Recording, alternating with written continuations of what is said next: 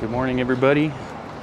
You're not watching this live, but we're coming to you from Route 66 at the Roadrunner Lodge where we stayed last night. Literally the cutest motel that we've ever stayed at. Mid-century modernism, kitsch, it's all of it, breeze block. But we're gonna go take a donut for a potty break, and then we're gonna get on the road. Blah, blah, blah, blah, blah, blah, blah. Deep in the heart of Texas, okay. So back on Route 66, we're gonna hit the road, but saw this dude at the TP Curios here. Pretty rad.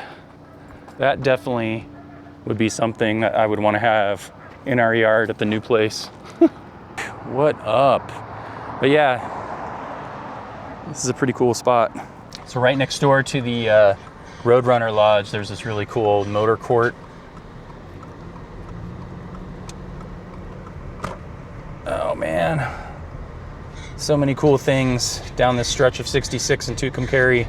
Makes you sad because you need more than just a few hours to check everything out. There's a lot of stuff to see. So much history like hiding in plain sight, but there's just so many layers to it. And there's like a quiet sadness and a nostalgia. So we just got breakfast in Tucumcari at Carlson's Cafe, Bakery, and Coffee House. Breakfast burritos were really good, but the showstopper, cream cheese, peach, and green chili croissant. One of the best things I've ever tasted. We're gonna cruise up 66 a little bit more. We're basically making our way to Tulsa, Oklahoma today.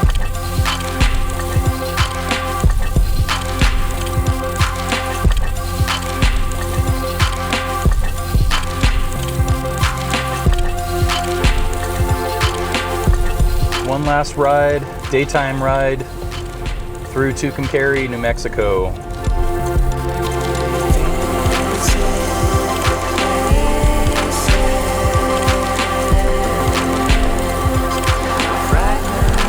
We absolutely loved staying at the Roadrunner Lodge. I would probably stay there over any other place so far that we've seen. We were talking to the really nice lady that was working at the front desk, and she said that it's up for sale right now, which that one hurts a little bit because whoever buys that place, we really hope they don't run it into the ground or change anything. It's just such a cool place. It's really cool.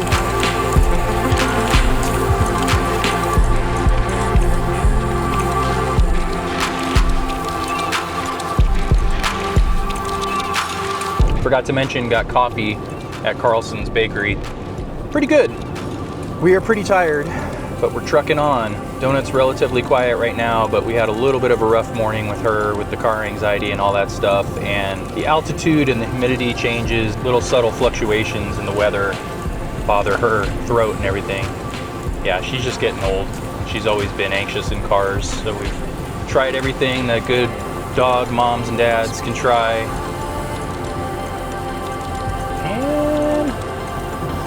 Route 66 in the morning. Actually, we're on the 40, right? But I think that might be the old Route 66 alignment, maybe? To the right side of the screen here. Just kind of guessing it is, but I forgot that the only thing that we have lying between us here in New Mexico and Oklahoma is Texas. It's the American shoegaze capital. When we were last on tour with Goodbye Ranger, yay, dust cloud. The shows were actually really good in Texas. Got good reception everywhere we went. Particularly fun show was in El Paso. But Texas is gigantic. Might as well be its own country. And aside from the absolutely piss poor politics there, piss poor fucking politics in Texas. Anyways, the people there are all super, super nice. And we miss all of you that we met in Texas when we played there. Be back someday.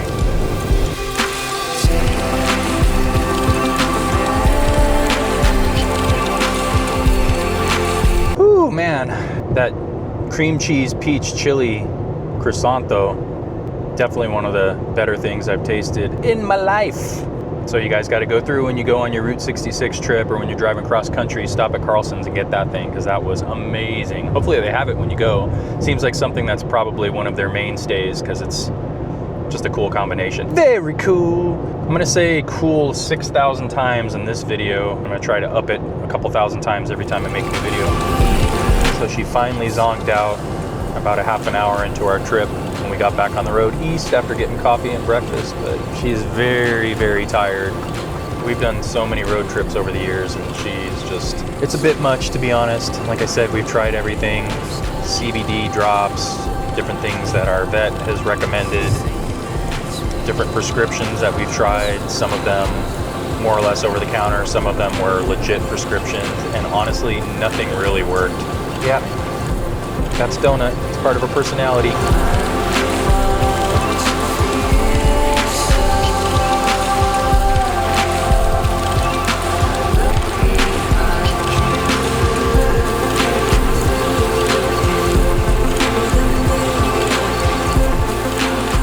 So this vlog, all over the place, man.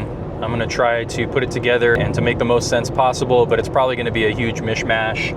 Be like the right balance of video log and an art piece, just to document our trip across the country, because this is a big move. Whenever I think of vlog and video log, I think of Huell Howser in California. I know people that aren't in California have no idea, most likely, who Huell Howser was, but he passed away years ago from cancer. Local TV celebrity on the KCET PBS station in Los Angeles. One of my favorite TV personalities growing up. He had a show called California's Gold, Visiting with Huell Howser, video log when he was younger. He was originally from Tennessee, moved out to California as like a Hollywood reporter for a while, and then started working for PBS documenting California. Historical places, cool places throughout the state. And I miss that guy. I got a chance to meet him, my wife and I, and our daughter back in the day, and he was the sweetest guy. We went to like a fundraiser at a drive-in movie theater for a PBS fundraiser for the KCET station.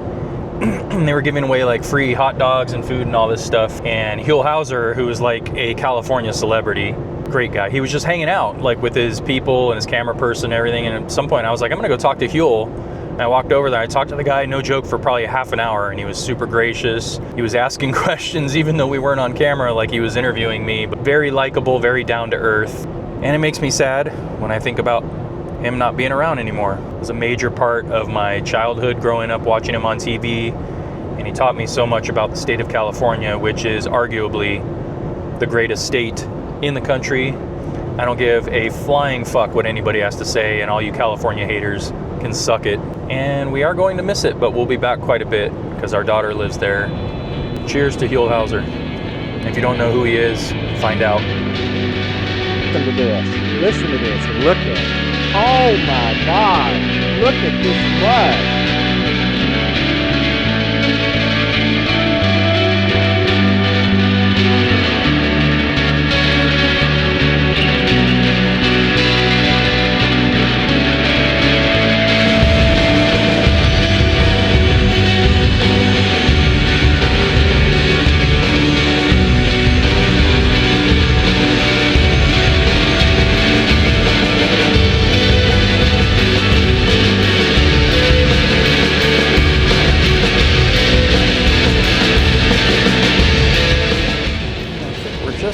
Cross over into the great state of Texas.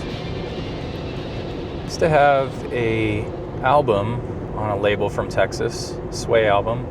You're now leaving New Mexico, land of enchantment. Texas state line. We're in Texas and we're entering the central time zone, suckers. Yeah, so This Was Tomorrow was a Sway album that we put out about 2011 or something like that. Welcome to Texas, woohoo! Alright.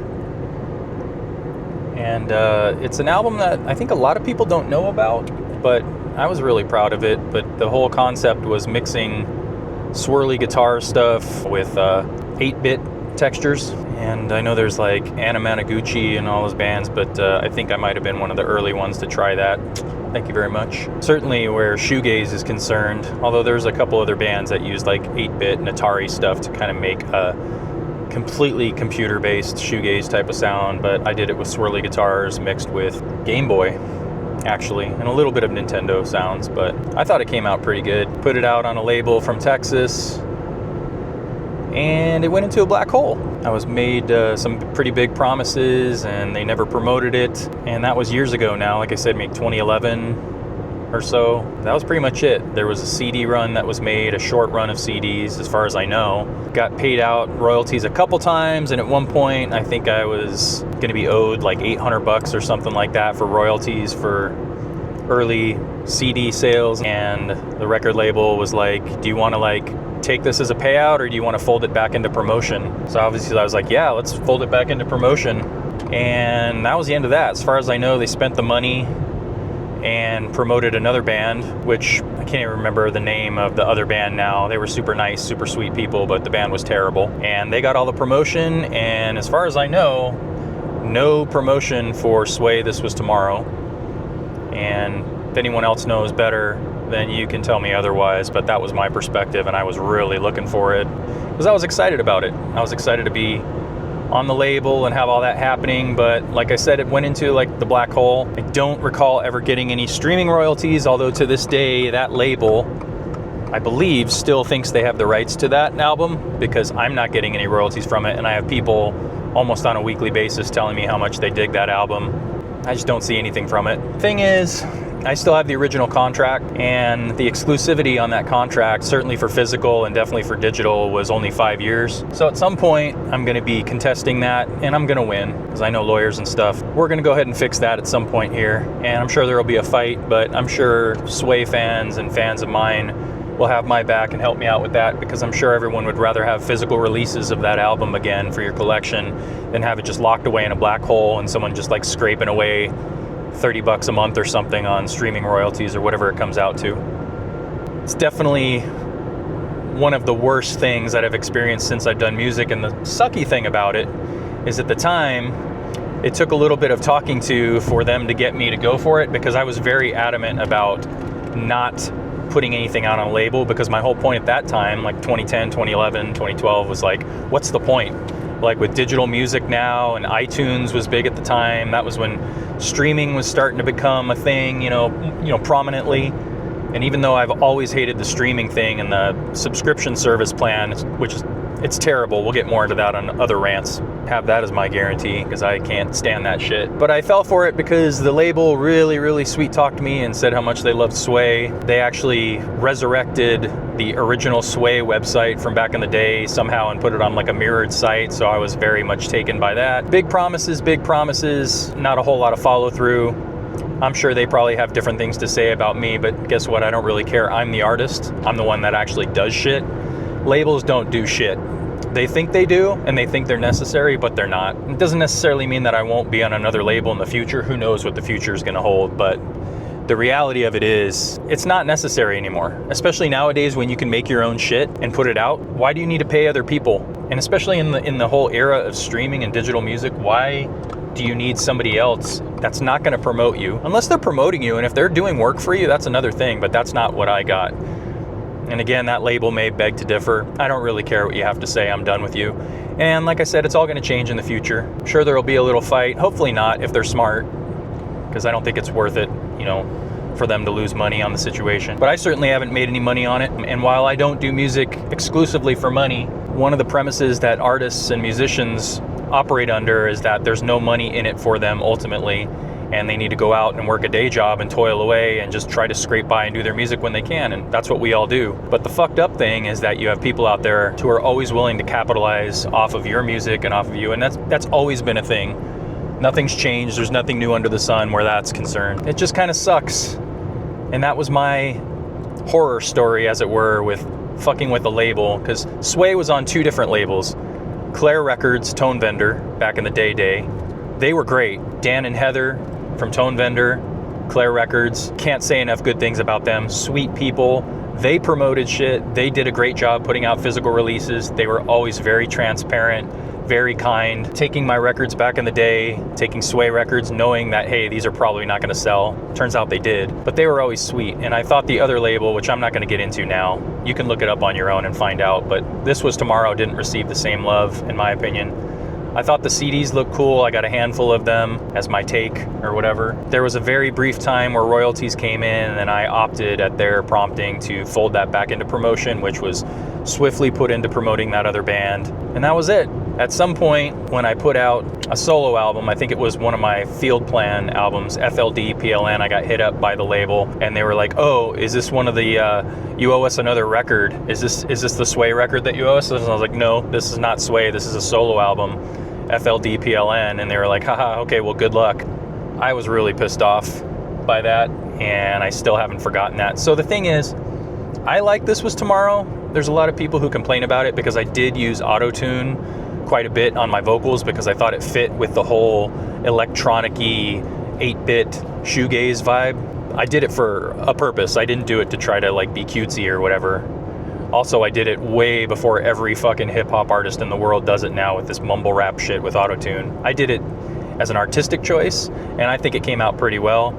If I could go back, I might have rethought that. Probably still would have done it on some tunes, but a lot of people didn't like it. Don't really care. It is what it is. It's a piece of art. I put it out. I loved the album art. I created the album art for that. And I thought altogether, sonically, it was a very interesting record to listen to. It still is. But unfortunately, you should know that when you stream that album, we don't get anything from that.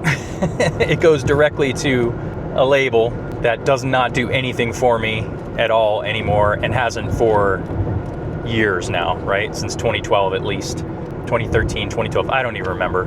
The worst thing of it is when I started making YouTube videos here, when I went to Earthquaker Day last year, I decided to use one of my songs, Mary Blair Murals from This Was Tomorrow, in the video, and I got a copyright flag on it. And I'm thinking like, what the actual fuck?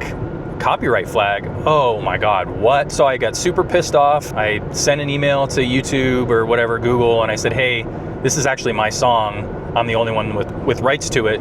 And they did the whole thing, which I'm new to that whole copyright thing, where they were like, yeah, you're gonna have to file this and you're gonna have to put this in and you're gonna have to ask the copyright owner if you can have the rights to use that song in this video. And so I wrote like a little, you know, relatively professional but pseudo nastygram saying, hey, this is my song and I'll be using it on this video. I don't know who you are or whatever, because I don't remember what the name was. It was not the name of the label. It was like some sort of publishing company or something, which apparently that label sold off the rights to my shit, or thinks they did, because again, there's going to be lawsuits and all that in the future when I decide to pull the plug on their shit. But yeah, YouTube shut it down, locked it up from monetization, which is fine or whatever, but I was mostly pissed off by the whole rigmarole that I had to go through and have somebody tell me that my music, that I didn't have rights to it, when this is something from years and years ago that I didn't really see dime one from. And now years later, when I'm messing with this stuff, I get someone telling me that you don't have the right to use your song. But as my wife reminds me, there was a contract, which I do have copies of, and I'm a grown-ass man now, about to be 50 years old, and I have lawyers that are close to me that frankly I probably shouldn't even be able to afford, but will be helping me out on that stuff when the time comes because they're friends of the family. I think the bottom line is, if you're a band in this day and age, there is no need for you to join a label unless you're absolutely sure, and you can't be really, that they're going to promote you. You honestly just don't know, right? What is the point when you can make CDs? You can make vinyl, even though it takes 17 years and costs $40 million to make vinyl these days. The vinyl thing is kind of over in my opinion. I love vinyl, but CDs are the way to go. CDs need to come back as the physical media. Tapes are garbage. They're nostalgic, yeah, I get it, but they're garbage for audio. To each their own. I'm not shitting on it too much, but CDs are the way. They sound the best, period, scientifically. And they're cheap to make, and you can buy CDs from a band and have something physical from them. What a good feeling to know you're supporting a musician or a band or an artist and have a physicality to their music, something you can hold on to. It's not just about things, it's the way it always was, and there's something great about that. There's something nice for collectors, it's something nice just where you know you're supporting the bands you like and you have a little takeaway to take home, something you can hold in your hands while you listen to their music.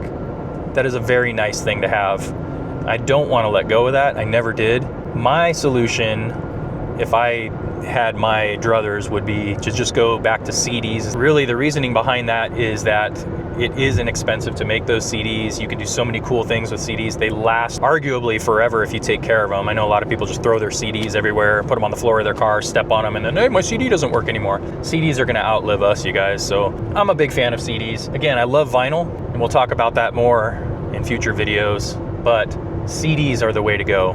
So I will be re-releasing some Sway stuff for the holidays 2026, and it's going to be stuff that I have been asked for years, so I'm going to be more than happy to put those out. They're going to be on CD initially, right, because it's less cost for me to get in there and do that, and frankly it mimics the original release media. They were released on CD originally, right? I plan on making them enhanced versions in the sense that they're going to have more like pictures, and definitely something people have asked for years and years and years. I get asked multiple times a week for lyrics, so I want to include lyrics where I can. So I'm still working on the designs for those, but I'm going to tell you soon which they are. Not at the moment. I got to tease for the next video, right? But there are going to be some physical releases. There'll be CDs. They're going to be special edition re-releases. They're going to be remastered, which is, you know, going to be better all around. I'm not going to fuck around too much with the original sound, but I do want to kind of beef up the volume a little bit. I'm a huge fan of 90s mastering, which is just before we got into the loudness wars where things all started to sound just crunched to the max and sound like shit. So Sway stuff coming, reissues, special edition, remastered on CD for the holidays. So hopefully that'll be out there. People can get them as gifts. The other thing that needs to happen is distribution. The only true distribution that I had is when we were on Tone Vendor, Claire Records, back in the day. I don't know if the label from Texas ever really got us in any stores outside of like local parts of Texas and places that we took to on tour to like, hey, will you sell our record, which we never collected on because we never really had a chance to go back. That's kind of the case with Goodbye Ranger as well for the most part. It's more or less just getting them out there for people, because it's, much as it sounds cheesy to say it, it's not really about the money as much as it is about getting our art out there for people to hear. I'm not gonna lie, it'd be nice to get a little bit of something to kind of recoup costs on things, but for me, distribution and knowing that, you know, my stuff is in the stores across the country gives you a good feeling to know that people can get it. The other thing, the other hurdle would be overseas, right? Because I'm in the States. I want to set something up in Europe to where I can have a hub there where people can get Sway and my future music, you know, my Andrew solo stuff, Field Plan Records, what have you.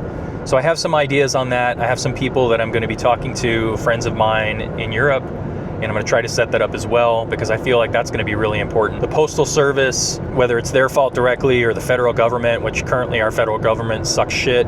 Once we have a president again, maybe there will be changes made there, but for the time being, everything is crazy expensive, but I'll find a way around it. I just want people in Europe who have always been like very supportive, very supportive. I want them to have a chance to get the physical releases. I'm a physical release guy. I like having records. I like having CDs, and I know you guys do too, and I know, thankfully, there's been a change in sentiment over the past probably 5-10 years now, certainly in the past like 3-4 years, to where people are starting to go, wait a minute, Spotify is convenient, but what happens if they like change something or pull something off? I don't own it, you know, I'm renting this. What? More people need to understand that arrangement. I know convenience wins over everything because people are generally lazy, certainly in America. I'm included in that. But it would be better for bands, it would be better for artists if we could go back to physical media. Yes, I know there's piracy and all that stuff, but in a hot second, I would give up any concerns over piracy. You know what? Buy my CDs, burn the shit, give it to your friends, whatever, man. I remember at one point in the game, there was Sway I found on like a Russian website where they had like Sway songs for sale digitally for like 2 cents each or something, no joke. And I was like, what? Oh my God, this sucks. But it didn't bother me anywhere near as much as the Spotify shit. This is the, like, even Apple Music, I'm an Apple fan. I use Apple Music to do the iTunes Match thing where you can upload your CDs and record your records and put it on there, and then it's in the cloud and you can stream it and listen to it. I've almost made it like a point of like religious faith to go out of my way to avoid using streaming stuff. If I want to stream something and find out what a certain band sounds like, I'll go on YouTube, because everything's on YouTube now. I think true music fans, and again, I don't mean to piss anybody off with this, I'm sorry, I'm a jerk, but this is my opinion and I'm entitled to it, right? Just like we all are entitled to our opinions. If you're a true music fan, true music fans get records because it means something to you. The value of music in general, I feel like more and more true music fans are going out there and they're looking for physical copies. Even if they buy a copy of a CD or a record and then they stream it, but they have that physicality, you're supporting that artist. Unless, of course, you're on a small label in Texas who tries to screw you over with a smile.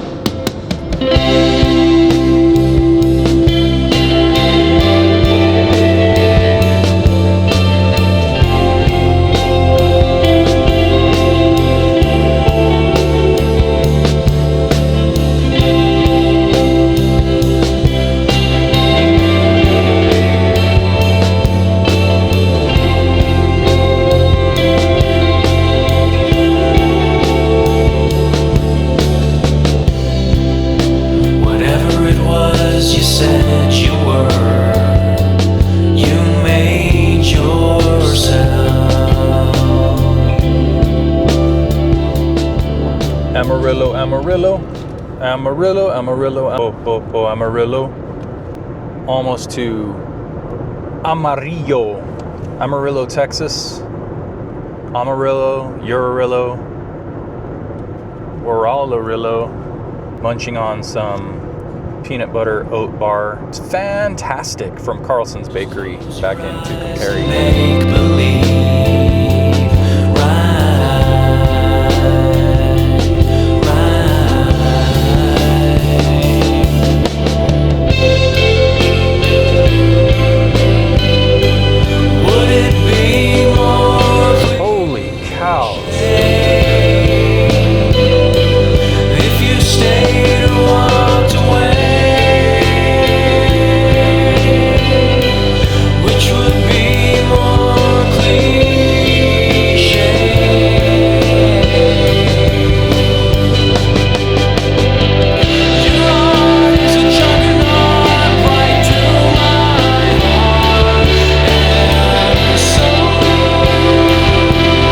Bushland. Howdy, partner. There's the Second Amendment cowboy. Look at this guy. He's protecting your uncontested right to own weapons. We're on the old Route 66 alignment here, and when we were on the 40, we saw a Cadillac Ranch, so we figured, okay, I gotta go back and check this out. Seems like the obligatory thing to do. Ooh, I like this graffiti on the K-rail alongside the highway here. That is very colorful, very textural, but you know what? There is a booth out here that sells spray paint. This is awesome. So you can like spray paint your own graffiti onto the Cadillacs out there. Don't think I'm gonna do that, but I gotta go out there and take a look, even though I'm gonna get sunburned like crazy. This is pretty rad. All the graffiti on the K-rail is like an art piece in and of itself.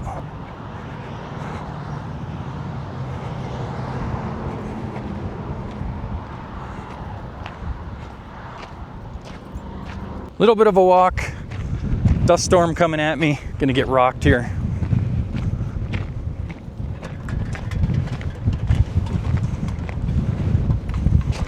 Excuse the wind.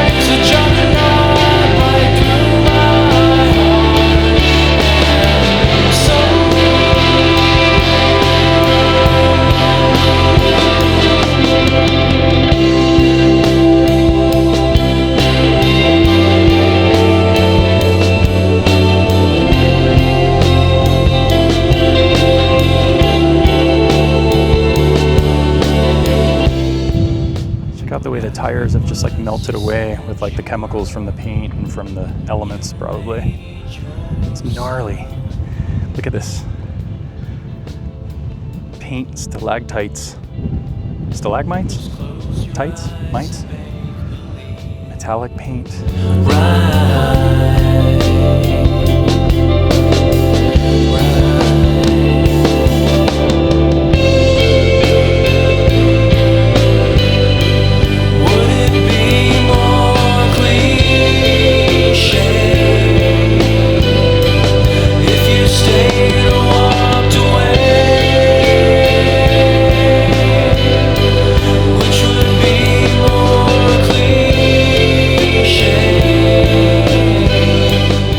Pretty happy I came to take a look at that. The texture and the layers of paint, definitely dig that. That's what I'm all about, suckers. Layering colors, right? All right, let's get on the road. Route 66 in color.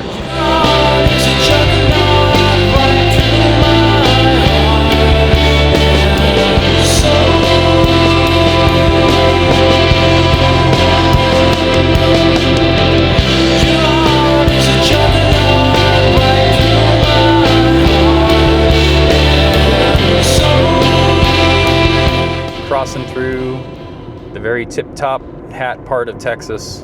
We were kind of flirting with the idea of stopping at Buc-ee's. Got mixed feeling about the Buc. A couple times we were there on tour.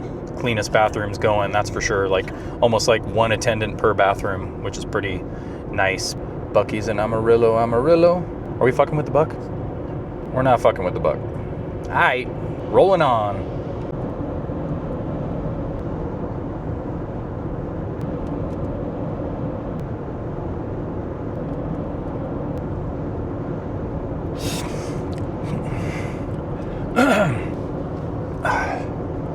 We're still in Texas. Looking out, still have miles to go. Headlights chase white lines from the road. And I don't care. You know what I'm curious about? I was thinking, how many people that are watching this, how many people watching this are also, how many people watching this are also, it is hard to put a sentence together when you're driving through Texas, apparently. How many people watching this are also musicians or artists in general? But if you're an artist or a musician, in the comments, put down the name of your project and one sentence that would describe your music, so we can all kind of have a community of cross promotion here. Who are you and what do you do? Right? I always think about that when it comes to playing music, like how many other people that are interested in what I do are actually musicians themselves, and how many people are actually fans of music and not necessarily musicians. It's an interesting thing to think about, at least for me, when you're driving through Texas for hours. Gray County line. So, what is that, like the Leaning Tower of Water?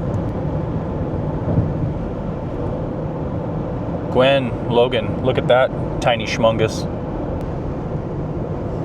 There's no basement in the Alamo, silly. Look at all that corn. Is this heaven? No. It's Texas. I think I'm supposed to tell you to like and subscribe this video. Subscribe to my channel, because if you like poorly executed, mediocre video from a musician guy who anyone's barely heard of, you definitely want to subscribe to this. But I have big plans, people, for this video channel on the YouTube. When we get where we're going, I'm going to explain a little bit more about what's going to happen, but it's going to be very music-centric. My life situation has changed, at least for now, so we're going to give it our best shot. But like the video, subscribe to the channel. I cringe when I say that, but yeah, kind of getting bored of Texas right now. Do I need to beg you to subscribe? Do you even have a Google account or a YouTube account? Because if you don't, you can make one and then you subscribe to my channel. That'd be amazing. You'd help me out.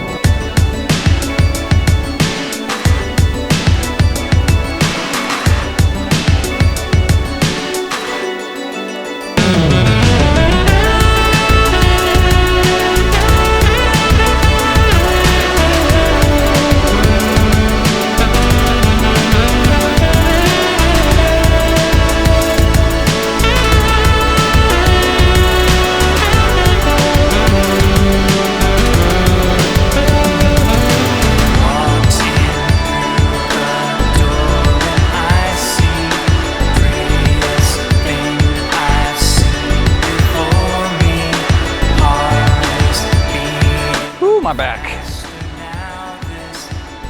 So we're in Shamrock at the Conoco filling station. Bill Mack. Bill Mack was the Midnight Cowboy. Let's go take a look at this building. I am definitely getting hella sunburn though, that's for sure.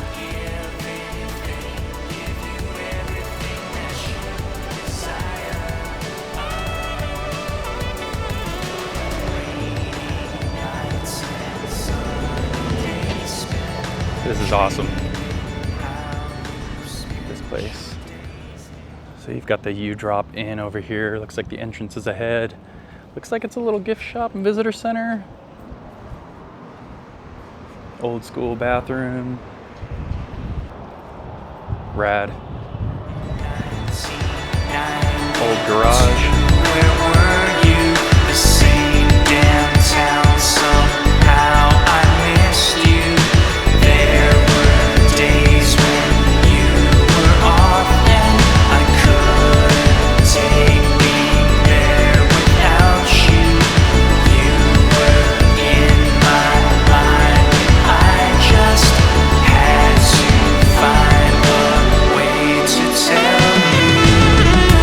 I would listen to my heart, hard to hear it when my soul's on fire. I would give anything, give you everything that you desire. Old school. Heater in the wall.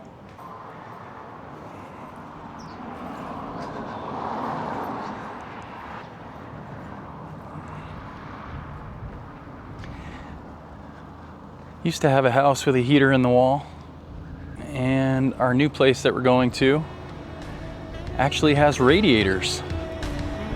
So that's a little hint as to the type of climate we're going to.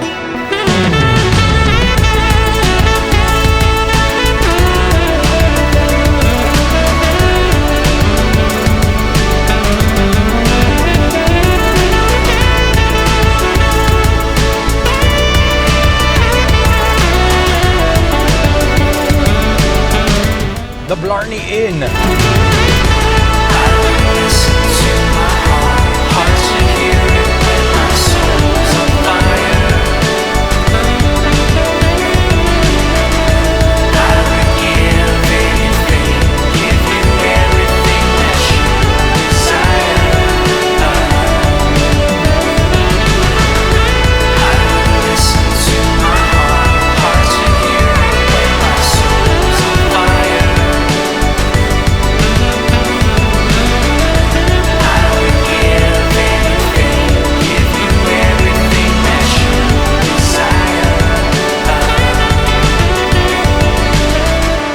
Back on to the 40. Rolling on. Thanks, Shamrock. We're about to dip out of Texas, crossing the state line into Oklahoma now. Makes me think about The Grapes of Wrath. One of my favorite books. You need to read The Grapes of Wrath. Amazing, amazing, amazing book. Oklahoma! I'm pretty sure Walrus Audio pedals are in Oklahoma. How cool would it be to live in a place where there is a rad pedal company? Seems like that would be a move to make. Look, Eric, Sweetwater.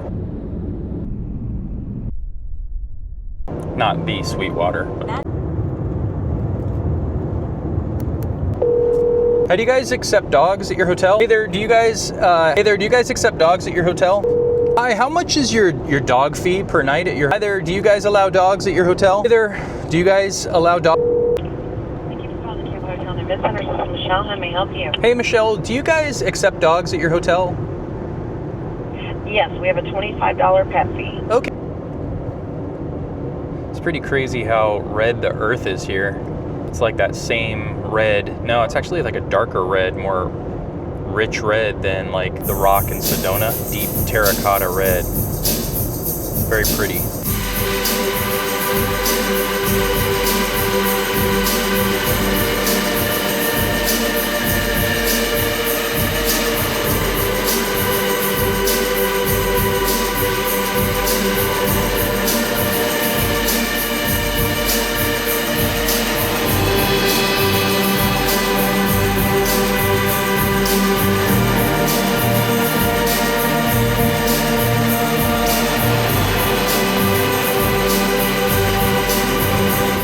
Brooks Boulevard.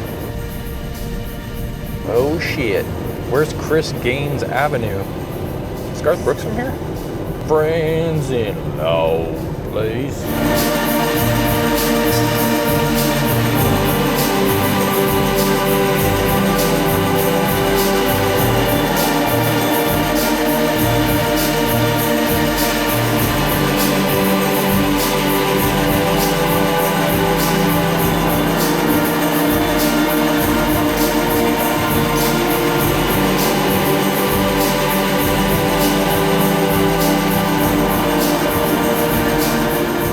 Made it to Oklahoma City, Oklahoma, and we're trying not to get into an accident. It seems like the driving here is maybe close to as bad as Phoenix, which is the worst driving in America.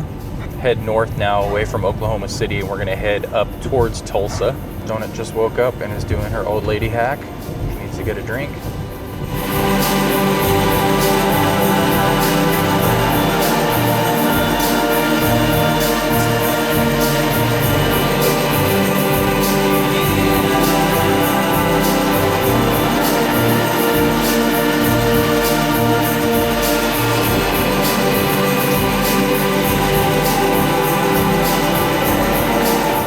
Pretty lit, as the kids would say. That looks pretty lit. Do the kids still say lit?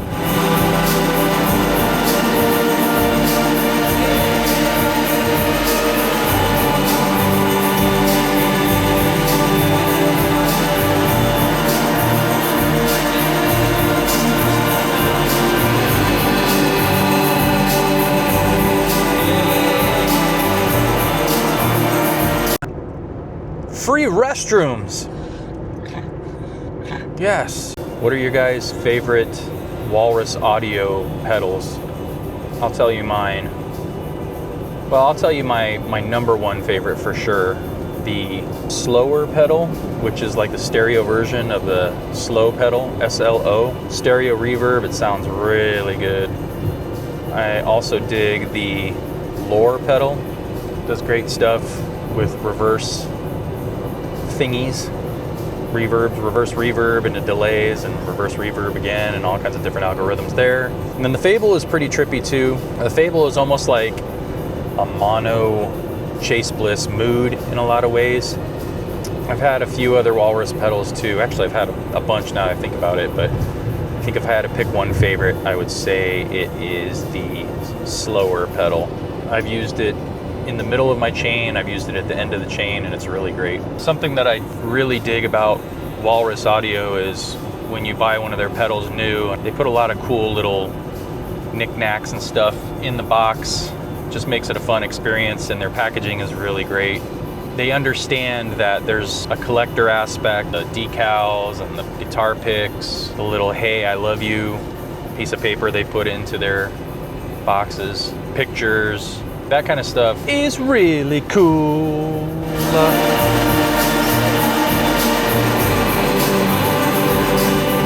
Definitely do want to go check out that Buck Adams Curios in Tulsa. That's one of the main reasons why we're gonna kind of go through and stop. We'll probably hit that up on the next video, which will be tomorrow, where we go from Tulsa, Oklahoma to, I think, Springfield in the morning. When we leave our hotel, motel, Holiday Inn, we're gonna go hit up Buck Adams, check out that huge Buck Adams statue in the parking lot there. I'm excited about that. Chicken fried steak. Okay. Hamburger steak. Okay. Roast beef. Okay. Sirloin steak. All right. Smothered steak. Okay. Vegetable plate. Okay. Grilled pork chops. All right. Breaded pork chops. Breaded pork chops? Yeah. Okay. Liver and onions. Nope. Grilled chicken. Okay. Boneless fried chicken. Okay. Roasted corn. Corn? Yeah. Okay. French fries. Potato. Do they have super salad? Yeah. Okay. The special. Gary's Berries. Yeah. Grilled Atlantic salmon. Nope. Grilled Atlantic salmon in Oklahoma, 60 miles out of Tulsa. We're about to fuck with the toll road. Not sure how this is gonna work because I don't think we have any cash on us. So hopefully they either do the thing where they take a picture of your license plate and bill you, or they let you pay with a card when you get off the highway. Either way, we're gonna find out or go to jail or something. Sorry, we're from Arizona. We don't know any better. B&B Theaters. I have to say, me and Dad agree that the people driving in Tulsa are kind of driving like they do in Phoenix. Phoenix.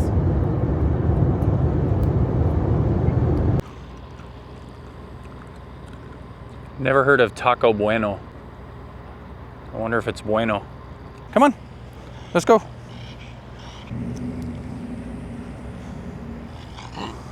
Come on.